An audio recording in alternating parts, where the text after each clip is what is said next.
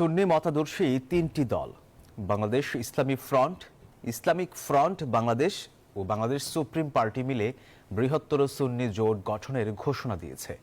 শনিবার সকালে জাতীয় প্রেস ক্লাব অডিটোরিয়ামে সংবাদ সম্মেলনে এই জোটের ঘোষণা করা হয়। জুলাই হত্যাকাণ্ডে জড়িতদের দৃষ্টান্তমূলক শাস্তি, শহীদদের পরিবারকে ক্ষতিপূরণ প্রদান, পুনর্বাসন এবং আহতদের উন্নত চিকিৎসা সহ পুনর্বাসনেরও দাবি জানানো হয়। পরে ঐকমত্যের ভিত্তিতে ২১ দফা ঘোষণাপত্র পাঠ করেন তারা। ডাকসুর সাবেক ভিপি নূরের উপর হামলারও বিচার দাবি করেন জোটের নেতারা।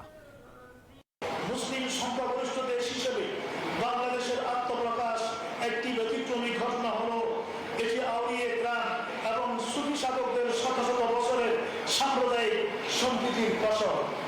উপরন্তু ৯২% মুসলমানদের আবাসভূমি, এদেশের অধিকাংশ সুফিবাদী আদর্শে উজ্জীবিত সুন্নি মুসলমান।